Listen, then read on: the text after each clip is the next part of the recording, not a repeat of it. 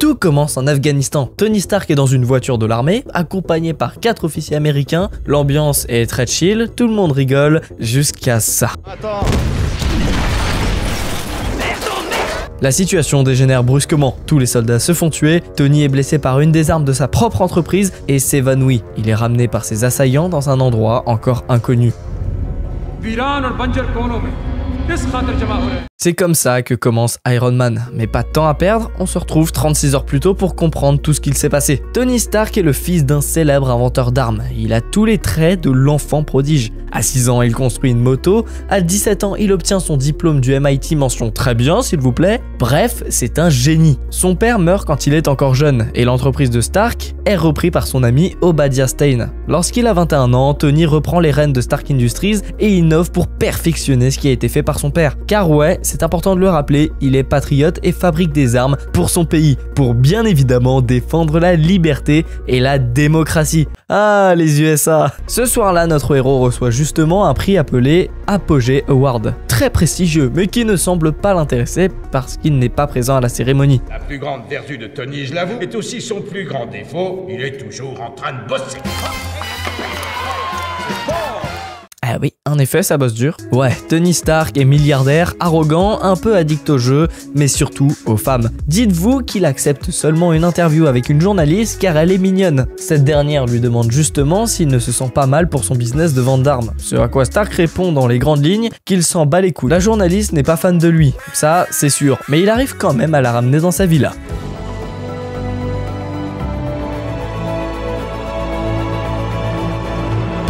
Sacrée maison. Quand j'étais petit, je m'entraînais à la faire dans Minecraft. Une maison qui est entièrement connectée, dirigée avec une intelligence artificielle appelée Jarvis. Stark, de son côté, bidouille dans sa cave et va être appelé par sa secrétaire pour diverses tâches qu'il a à faire. Tony reporte tous ses rendez-vous et prend son avion avec 3 heures de retard. Son meilleur ami, le colonel James Rhodes, lui fait bien remarquer, mais Tony est fidèle à lui-même et à sa nonchalance. Ils atterrissent peu de temps après dans une base militaire d'Afghanistan et sont recueillis par les militaires de la base. Il y fait là-bas la présentation de la nouvelle arme de pointe développée par Stark Industries et elle envoie du lourd. J'ai l'honneur de vous présenter Jericho.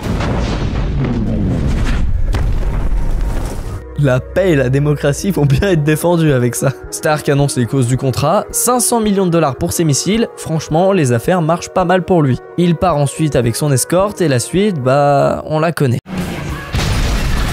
Stark est fait prisonnier par ses assaillants et échappe de justesse à la mort. Le médecin qui s'est occupé de lui a installé un électroaimant sur son torse pour éloigner les éclats d'obus de son cœur. C'est du bricolage, mais ça marche. Ceux qui l'ont capturé viennent rencontrer Stark et lui font une commande un peu spéciale. Ils lui demandent de leur fabriquer un missile Jericho, la nouvelle arme qu'il a présentée si vous vous souvenez bien. Tony n'a qu'une semaine à cause de son cœur et refuse dans un premier temps. Mais à cause des violences, il doit se résoudre à accepter. Les ennemis de ce dernier semblent en tous les cas être des fans d'armes de Stark Industries. Se faire avoir par ses propres clients, c'est légèrement ironique quand même. Le groupe qui a fait prisonnier Tony se nomme les 10 Anneaux et on ne sait pas encore réellement ce qu'il compte faire du Jericho. Après avoir passé commande des matériaux, Stark se lance dans la conception du missile, toujours avec l'aide du médecin qui lui n'est pas un allié des 10 Anneaux. Notre héros fabrique dans un premier temps un nouveau cœur artificiel plus sûr et plus durable et dévoile son plan à son nouveau compagnon. Je verrai mieux comme ça.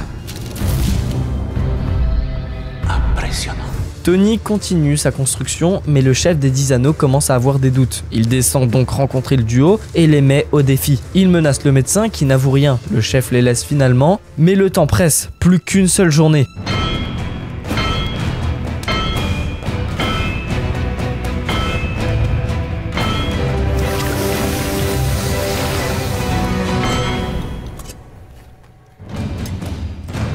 Ils arrivent à finir l'armure et commencent à équiper Stark lorsque leur gardien vient les voir. Bon bah la discrétion s'est ratée, la situation est très tendue et le médecin fait le choix de faire face aux ennemis pour faire gagner du temps à Tony. Il réussit finalement à enfiler l'armure et...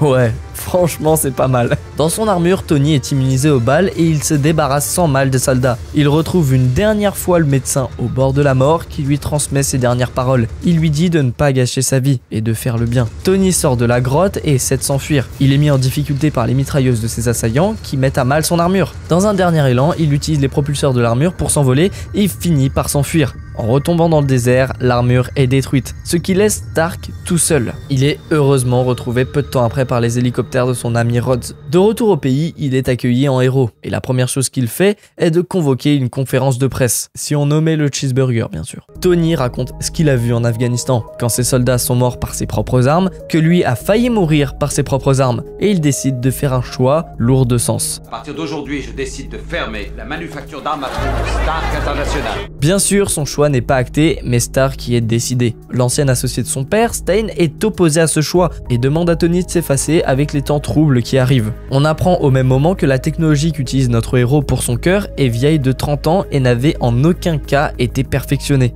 De retour dans sa villa, Tony fait échanger son cœur par une version encore plus poussée. Sa secrétaire l'aime beaucoup en tout cas. Cette dernière garde le cœur et lui offre un peu plus tard dans un cadeau assez drôle. Tony va ensuite demander de l'aide à son meilleur ami pour un projet, mais ce dernier refuse. Stark est obligé une nouvelle fois de se débrouiller seul. Alors qu'il travaille sur un nouveau projet secret, les forces des 10 anneaux récupèrent les pièces de son armure. Pendant qu'il travaille, Stein vient le voir pour lui expliquer le bilan de la réunion du conseil d'administration de Stark Industries. Ces derniers veulent mettre à l'écart Tony et sont complètement opposés à la fermeture de la création d'armes. Bref, notre héros s'en fout et laisse Obadiah se débrouiller. Il a confiance en lui. Stark continue ses tests sur sa nouvelle armure qui est directement connectée à son intelligence artificielle, Jarvis.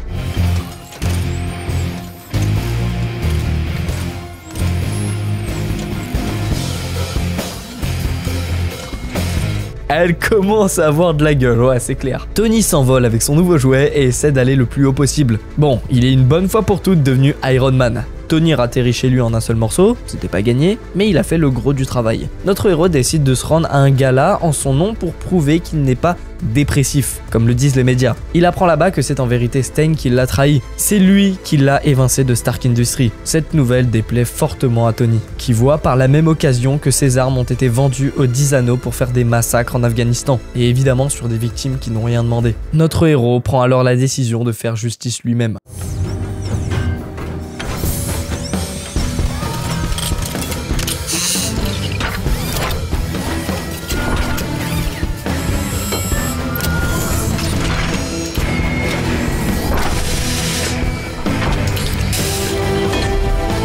Maintenant prêt et dans les airs, il n'aura aucune pitié.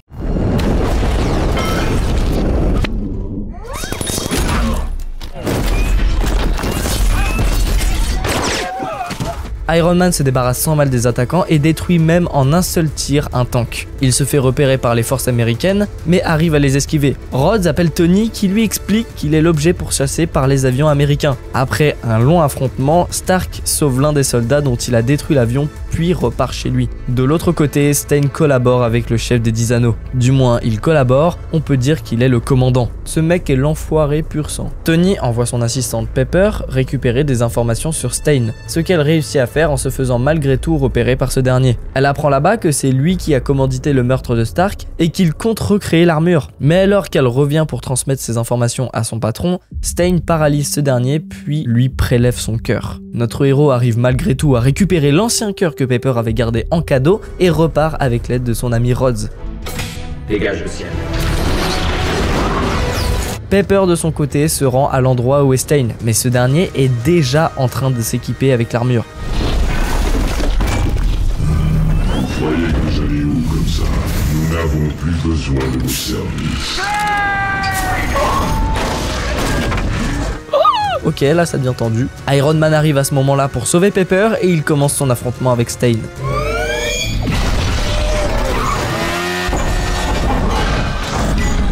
Rien ne se mettra en travers de ma route. Surtout pas toi. J'ai moi-même fait quelques upgrades. Emmène-moi à l'altitude maximum, Jarvis. À 15% de puissance, Prenez les chiffres, obéis. Tony fait le choix de s'envoler le plus haut possible, ce qui permet de neutraliser Stein. Du moins, un petit temps. Notre héros demande à sa secrétaire une dernière volonté. Il faut qu'elle active le générateur.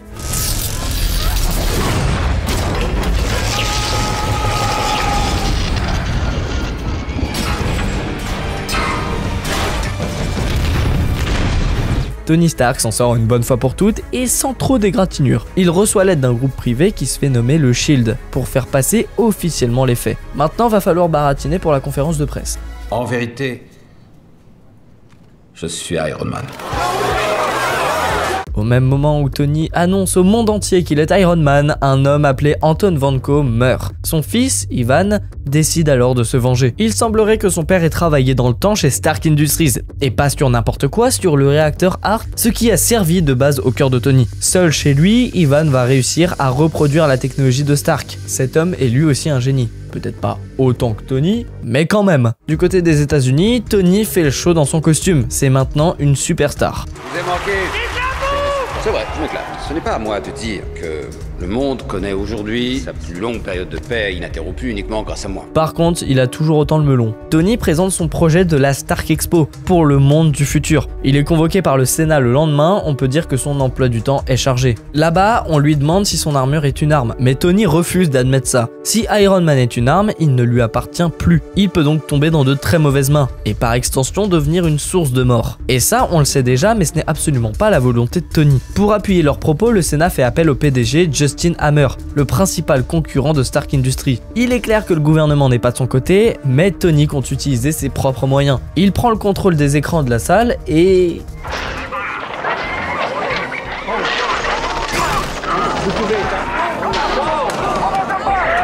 Pas de danger grave. Ce serait pas Justin Hammer? Justin, souriez, vous êtes filmé. On peut au moins lui accorder qu'il a une bonne répartie. De son côté, Ivan continue de fabriquer ce qui semble être une nouvelle arme du même type que celle d'Iron Man.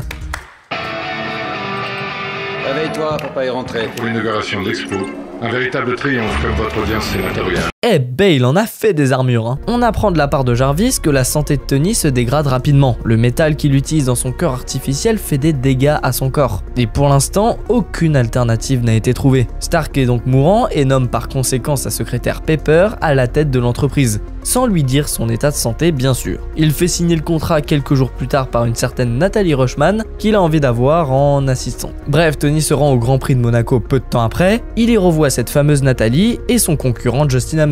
Mais si notre héros paraît détendu, il ne l'est en réalité pas du tout. Tony est mourant et on peut dire qu'il a envie de profiter du temps qui lui reste. Tony Stark qui fait de la F1. On peut dire que c'est assez rocambolesque. C'est là qu'apparaît Ivan, bien décidé à l'éliminer.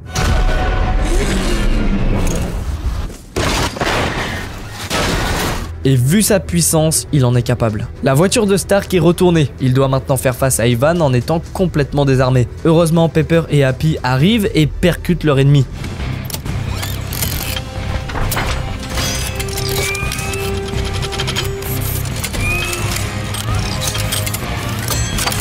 La situation dégénère très vite à cause de la puissance des lassos d'énergie d'Ivan. Et même avec l'armure, Stark galère à se battre. Il arrive quand même à neutraliser son adversaire, il a théoriquement gagné, sauf que... Tu as perdu, Stark! Ivan n'est pas de cet avis. Tony demande à le rencontrer après qu'il ait été capturé, ce que les autorités acceptent pour quelques minutes. Il a une discussion étrange avec l'homme qui est largement conscient de la santé dégradée d'Iron Man. De retour en avion, Pepper commence à prendre conscience que Tony lui cache des informations sensibles. Ivan s'enfuit sans mal de la prison grâce à l'aide d'un collaborateur encore inconnu. On va pas mettre longtemps à le rencontrer, et on le connaît, c'est Justin Hammer. Ils vont vite se mettre d'accord. On dirait qu'ils ont des intérêts communs concernant Stark. Justement chez lui, Tony fait des recherches sur Ivan. C'est un physicien comme son père avant lui, banni pour avoir vendu du plutonium à des pays voisins. James Rhodes arrive un peu plus tard pour soutenir son ami. Il le voit malade et mourant. C'est clair, Stark n'est pas au plus haut. Le colonel le retrouve justement le soir même, bourré, sans aucune possession de ses moyens. Rhodes prend la lourde décision de descendre dans la cave de Tony et de lui aussi enfiler le costume d'Iron Man. Ne m'obligez pas à me répéter!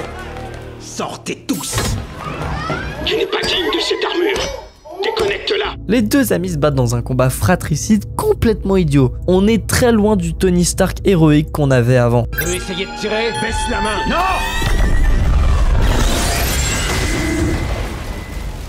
Bon, au moins c'est fini. Rhodes a définitivement adopté l'armure et va l'utiliser pour l'armée américaine. Alors qu'il est tranquillement posé sur un donut, Tony se fait aborder par un homme au cache-œil. Il s'appelle Nick Fury, c'est le patron du SHIELD, et on retrouve son assistante qui est en fait une agente au service de Nick, une certaine Romanoff. Le chef du SHIELD révèle la vérité sur le père de Tony. Ce dernier était l'un des fondateurs de l'organisation. et il aurait lutté contre le père d'Ivan, Anton, pour créer une nouvelle source d'énergie viable. Justement, Ivan, toujours sous les ordres de Hammer, continue de créer des armures, mais cette fois-ci sans humains à l'intérieur. Ce dernier va justement vendre des armes à l'armée américaine. Tout commence à s'accélérer. En écoutant les vieux enregistrements de son père, Tony commence à prendre conscience de l'héritage que ce dernier lui a laissé. Il récupère une maquette de son projet de la ville du futur, car c'est là que se trouverait la clé de son problème. La technologie peut encore être améliorée, plus qu'à trouver la manière pour le faire.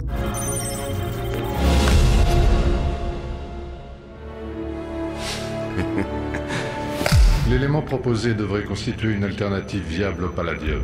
C'est bon, il a trouvé ce qu'il cherchait. L'un des agents du Shield lui rend visite et trouve dans un des cartons un bouclier qu'on ne connaît que trop bien. Mais bon, c'est Tony et il l'utilise pour rendre perpendiculaire au sol sa dernière invention. Et après pas mal de galères, il arrive à synthétiser un nouvel élément, le remplaçant de celui dans son cœur qui le ronge de l'intérieur. Du côté de Justin Hammer, Ivan continue de faire son travail. Il crée une nouvelle fois l'armement pour tuer Iron Man et encore plus poussé. Il appelle justement Stark et le prévient de ce qui va arriver. Hammer fait la présentation des drones d'Ivan et enchaîne sur la version modifiée de l'armure d'Iron Man, War Machine, dirigée par le colonel Rhodes. La présentation continue jusqu'à l'arrivée de notre héros.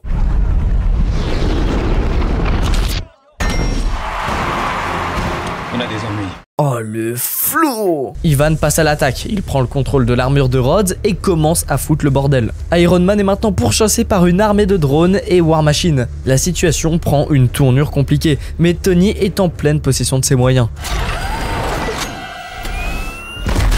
Bien joué, petit. In extremis. Rhodes donne le plus d'indications possible à son ami pour qu'il s'en sorte, et même si pour l'instant ça fonctionne, ça ne va pas pouvoir durer éternellement. À l'autre bout de la ville, l'agent Romanoff, qu'on va déjà appeler Black Widow, s'introduit dans le bâtiment où se trouve Ivan. Je l'ai eu, on est bon! Alors qu'ils entrent dans la salle du physicien, ce dernier n'est plus là. Il s'est déjà enfui on ne sait où. Romanoff arrive à redémarrer le système de l'armure de Rhodes, ils sont enfin deux pour combattre les drones. Je ne suis plus mourant pour l'instant. Comment ça, vous n'êtes plus mourant? Vous étiez mourant? Tout va bien. Ne m'en veuillez pas. Je Si, je vous en vraies veux. excuses quand j'en aurai fini avec cette attaque d'hémorroïdes. D'accord? D'accord. On aurait pu être à Venise.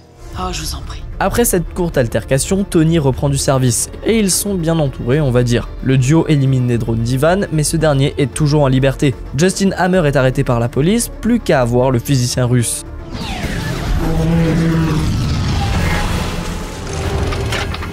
Oui, c'est bien moi. Bon bah voilà, on l'a trouvé, et grâce au conseil de Tony, il est encore plus puissant. Je pense qu'on peut le remercier. Même à 2 contre 1, Tony et Rhodes n'y arrivent pas. Il va falloir sortir le grand jeu. Pas mal, mais le russe a encore un tour dans sa botte. Les drones étaient programmés pour exploser, ce qui signifie donc que... T'as peur?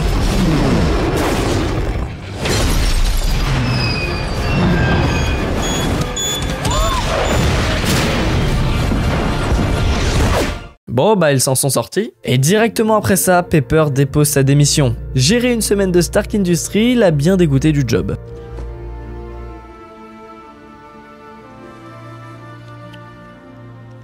Fallait bien que ça se termine comme ça, non? Rhodes et Tony ont une dernière discussion sur le toit du bâtiment, la bataille est finie. De retour à la base, Tony parle avec Nick Fury. Ce dernier ne lui propose pas de rejoindre le Shield, mais comme il le dit, Iron Man en devient une sorte de prestataire. Stark accepte à une seule condition, être décoré avec son ami Rhodes à Washington.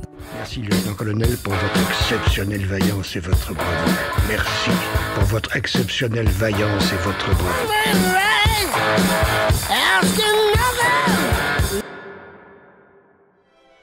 Un homme célèbre a dit un jour, nous créons nos propres démons. Notre aventure débute quelques mois après les premiers événements des Avengers. Nick Fury, le directeur du Shield, forme cette équipe pour empêcher la destruction du monde. Mais ça, on en parlera dans une prochaine vidéo. Nous, on commence plutôt en 1999, car Tony se souvient d'une soirée qu'il a passée à Berne, en Suisse. Il y rencontre le scientifique Aldrich Killian, un gars un peu chelou que Stark ignore dans un premier temps. Killian est sur un projet qu'il aurait voulu que Tony finance, Advanced ID Mechanics. Mais bon, à ce moment-là, Tony n'est pas encore Iron Man et il ignore complètement le scientifique pour passer la nuit avec la chercheuse Maya Hansen. Cette dernière lui présente justement son projet de gène auto-régénérateur appelé Extremis. Mais l'idée n'est pas encore au point et on va vite le voir. Comme vous le voyez, j'ai un bug à résoudre. C'est pas un alien. Patron, c'est bon. Putain, elle est dangereuse sa plante. Bon, c'est l'an 2000, pas de fameux bug et on va pouvoir retourner dans le présent. Tony chill tranquillement dans sa villa de Californie et continue de faire ses expériences qui fonctionnent plus ou moins. En allumant la télévision, notre héros fait pour la première fois la rencontre du mandarin. Cet homme revendique un acte terroriste et semble être un réel danger pour les États-Unis. Et la réponse du gouvernement des US, c'est de reprendre War Machine, de le repeindre et de le renommer Iron Patriot. Pour amener la démocratie, on n'oublie pas. Bref, la santé mentale de Tony semble au plus bas, tellement qu'il fait une crise d'angoisse devant des enfants. Les événements des Avengers l'ont marqué, presque traumatisé. Mais il ne veut pas l'accepter. Du côté de Pepper, qui est toujours présidente de Stark Industries, on retrouve le scientifique de 1999. Ce fameux Aldrich Killian a bien changé et Pepper semble le connaître. Il lui présente son nouveau projet qui s'appelle étonnamment Extremis, ouais, le même nom que celui de la chercheuse Maya Hansen. Bref, Tony retrouve Pepper chez lui, mais de fait, le milliardaire est dans un état mental critique. Il n'arrive plus à dormir et...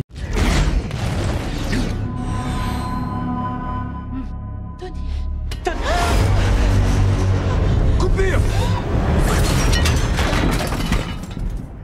J'ai dû l'appeler dans mon sommeil. Ça n'aurait pas dû arriver. Je vais recalibrer les capteurs. Laisse-moi reprendre mon souffle, ne dis rien. Je vais aller dormir au rez-de-chaussée. Je te laisse à ton bricolage. En effet, ça doit être dur à vivre. Bon, regardons ce qui se passe à l'autre bout de la ville. Happy, le garde-corps de Pepper, repère un trafic inconnu que fait un employé de l'organisation. Il l'avait déjà remarqué et s'occupe de l'interpeller. Les deux hommes se battent, mais bizarrement, lorsqu'il se fait frapper, l'homme se régénère. Tandis que l'autre...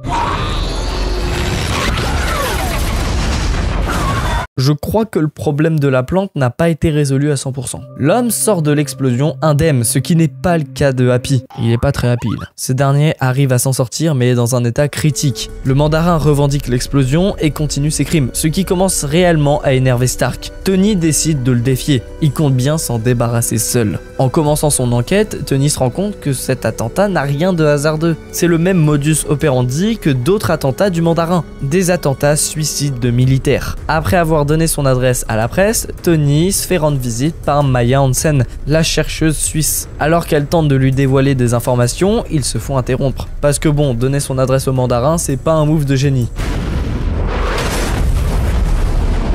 Les hélicoptères de ce dernier viennent pour éliminer Stark, qui arrive in extremis à s'en sortir une première fois.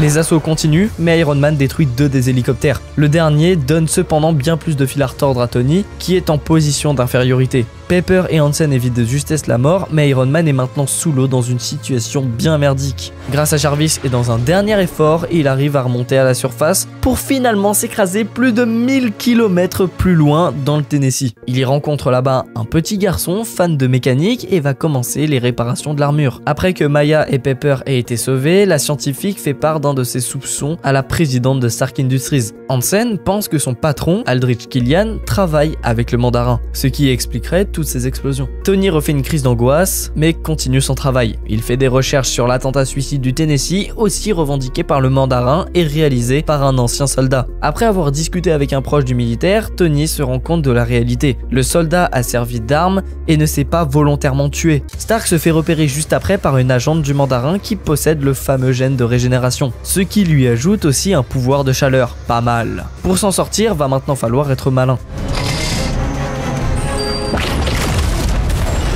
Ou être américain, ça fonctionne. Il tombe face à un autre agent du mandarin qu'il neutralise pour fuir. Ce dernier arrive cependant à survivre à cause du gène Extremis. Le mandarin fait une nouvelle fois des menaces au gouvernement américain qui décide cette fois de riposter avec Iron Patriot. Rhodes se fait justement contacter par Tony qui continue ses recherches. Il apprend là que c'est réellement Killian qui est derrière ces bombes humaines. Il faut donc le neutraliser. Rhodes tombe sur l'un des agents du mandarin et se fait attraper. Concernant ce dernier, Killian capture Pepper, mais Hansen arrive à négocier pour la laisser en vie. Tony part pour s'infiltrer dans la base du mandarin, mais alors qu'il pense le trouver, il fait face à un homme qui n'est absolument pas lui. Du moins, qui n'en a pas la carrure. C'est un rôle. Le mandarin, oui, c'est pas réel. Il lui fallait quelqu'un comme moi pour revendiquer des explosions. Killian, il vous a créé. Créé de toutes pièces. Bien sûr, c'est mon talent qui a donné vie au mandarin. Aldrich serait donc le réel mandarin et lui, un simple acteur. Ouais. Juste après cette révélation, Stark est capturé puis est mis dans le labo de Hansen. Il est retrouvé par Killian qui le met face à un dilemme impossible. Il élimine la scientifique et force Stark à travailler pour lui, sinon il tuera Pepper. Aldrich reprend l'armure d'Iron Patriot et se prépare à mettre en œuvre la phase finale de son plan. De son côté, Stark arrive à s'évader et après avoir interrogé l'acteur du mandarin, lui et Rhodes mettent au point un plan. Pepper et le président des États-Unis sont tous les deux en danger de mort, et sauver les deux risque d'être mission impossible. Du moins pas pour un duo comme celui de Tony et Rhodes. Iron Man arrive trop tard dans l'avion pour avoir le président, qui s'est déjà fait prendre en otage par Killian. Il y en a combien? 13, monsieur. Vous voyez ce type? D'abord, vous allez l'attraper. Compris? Je vais électrifier votre corps pour qu'il vous soit impossible de le lâcher. Facile. Vous voyez? Il n'en reste plus que 11. 5500 mètres. Tout le monde attrape son voisin. 2000 mètres. 60 mètres, monsieur. Plus qu'un gros singe à attraper. Il parvient à sauver les derniers membres de l'avion présidentiel, mais de justesse. Parfait, Jarvis, mais c'est loin d'être fini. Faut encore... Ça, je l'ai pas vu venir. Wow. Ah bah il s'en sort pas trop mal compte tenu des circonstances. Cher Jarvis, je crois que l'heure a sonné. Pour le protocole, fait à domicile, monsieur. Correct.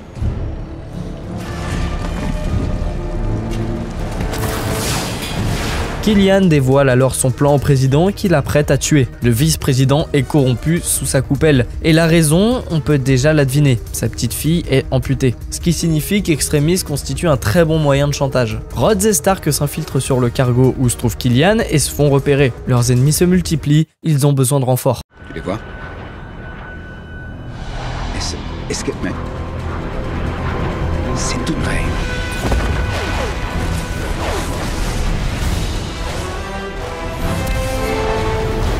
Joyeux Noël, mon pote. Ça sert à ça les insomnies. Avec l'aide de Jarvis et des armures, ils se débarrassent de leurs ennemis. Iron Man affronte Killian dans le cargo pendant que Rhodes sauve le président. Bye bye.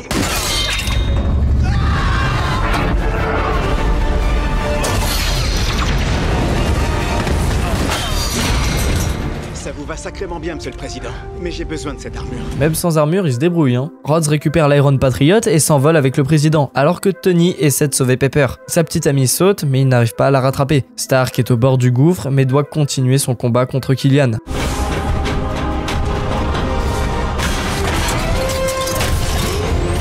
Iron Man affronte son ennemi sur le cargo en flammes, enchaînant les armures. Ce dernier est pourtant trop fort et le neutralise. Notre héros est dans une situation critique. Jarvis, tu peux faire exploser le Mark 42. Non!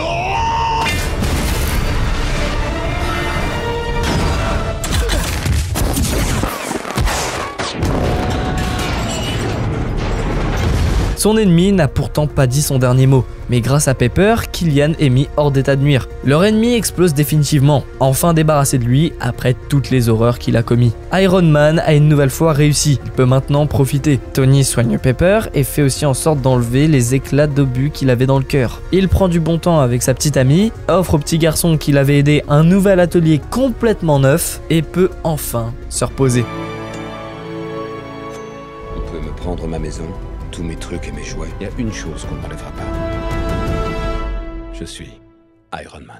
Le premier film Iron Man, c'est un petit peu celui qui a commencé le Marvel Cinematic Universe comme on le connaît aujourd'hui. Aujourd'hui, plusieurs dizaines de films et des séries aussi. Sauf que vous le savez très bien, l'histoire d'Iron Man ne s'arrête pas là. C'est vrai, mais ça, on verra ça pour une prochaine vidéo.